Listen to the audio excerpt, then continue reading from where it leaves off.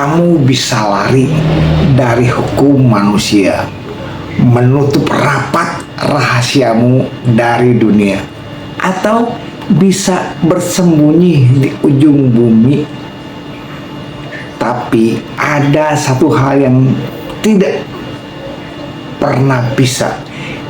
pernah bisa kamu hindari: buah dari perbuatanmu sendiri. Namo Buddhaya. Bapak Ibu sahabat muda yang berbahagia, dalam kesempatan ini kita mau berbicara tentang tidak ada tempat untuk bersembunyi dari akibat perbuatan yang pernah kita lakukan. Pernahkah kita merasa bahwa tindakan buruk yang kita lakukan bisa kita sembunyikan dan bisa luput dari konsekuensi karmanya? Atau mungkin kita merasa perbuatan baik yang saya lakukan adalah sia-sia. Bapak, Ibu, sahabat muda, buah karma itu, hukum karma itu bekerja tanpa henti, tanpa diskriminasi, tanpa ada yang bisa memanipulasinya. Banyak orang berusaha lari dari masa lalu atau menyembunyikan karmanya, menyembunyikan kesalahannya di balik kekuasaan maupun tempat yang sangat terpencil. Namun dalam ajaran Buddha, karma bukanlah hukuman dari sosok pimpinan di langit, melainkan hukum alam tentang sebab dan akibat. Apapun yang kita tanam, itulah yang akan kita tuai. Bapak, Ibu, sahabat muda, mari kita lihat Dhammapada syair 127. Dalam Dhammapada syair 127 dikatakan, tidak di langit, di tengah lautan, di celah-celah gunung, atau dimanapun dapat ditemukan suatu tempat bagi seseorang untuk dapat menyembunyikan diri dari akibat perbuatan jahatnya.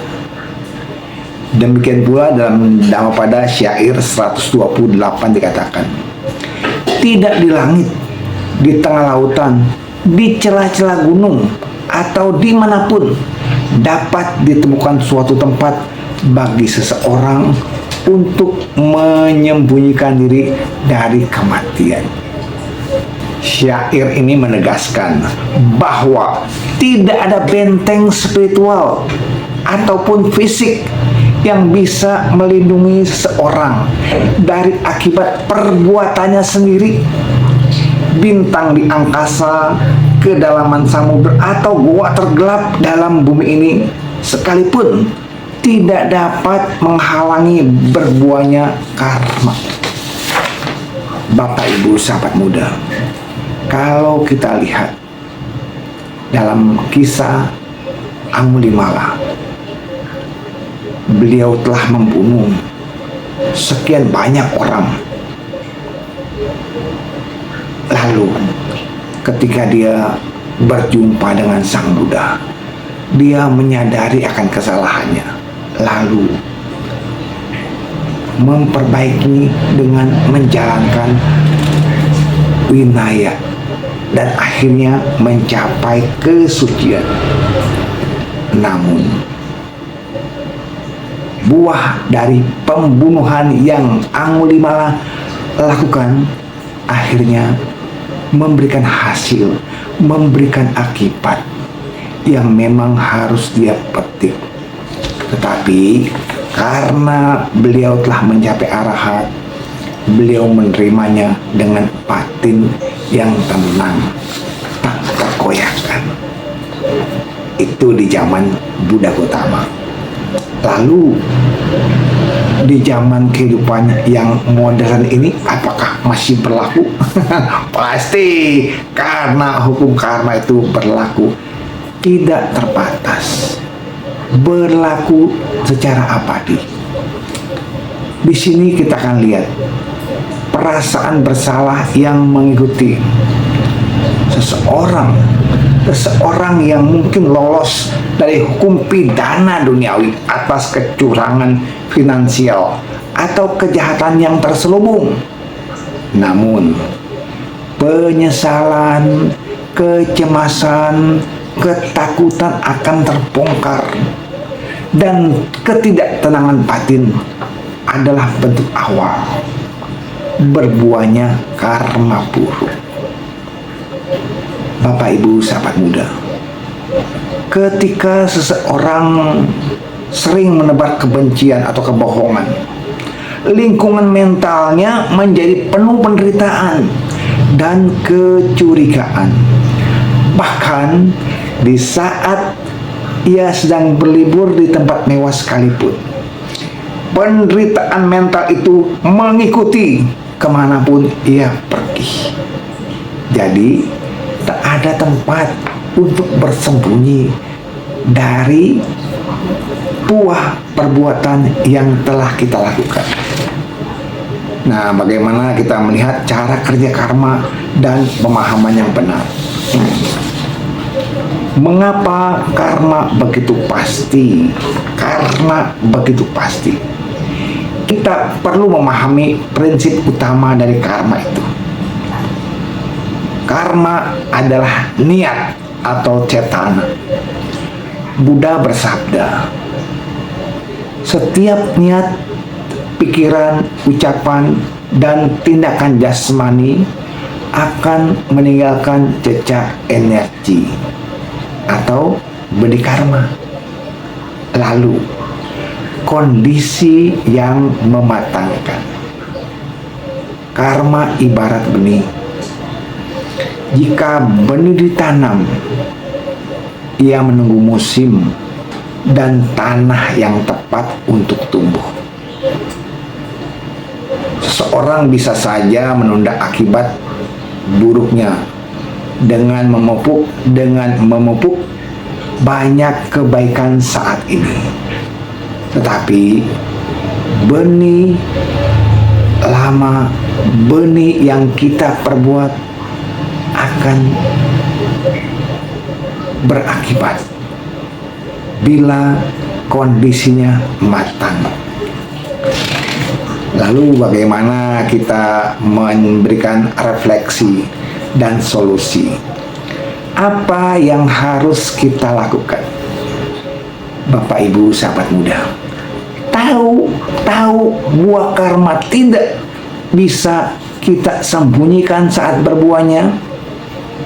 Mengetahui bahwa tidak ada tempat bersembunyi dari seharusnya tidak membuat kita takut atau putus asa, melainkan waspada dan bijaksana.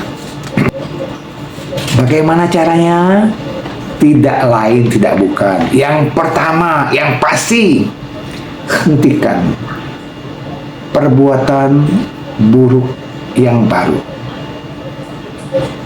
Jagalah pikiran, ucapan, dan tindakan kita. Latih Pancasila Buddhis dengan menghindari pembunuhan, menghindari pencurian, menghindari perbuatan asusila, menghindari ucapan yang tidak benar, dan menghindari minum-minuman yang menyebabkan lemahnya kesadaran.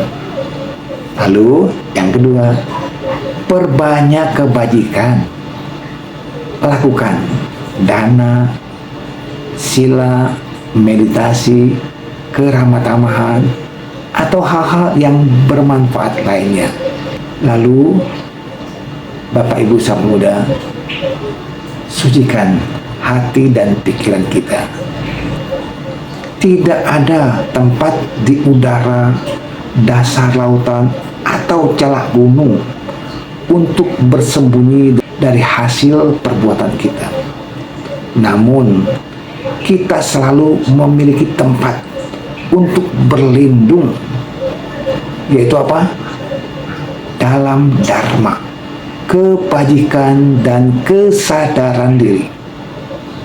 Mari kita jadikan setiap momen sebagai kesempatan untuk menanam benih-benih kebajikan demi kedamaian batin kita dan semua makhluk.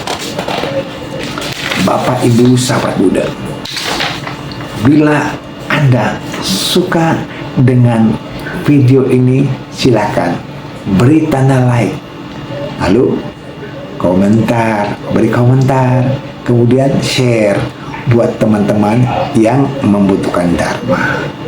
Semoga konten yang singkat ini memberikan manfaat buat kita dan semua makhluk. Semoga semua makhluk hidup berbahagia. Satu.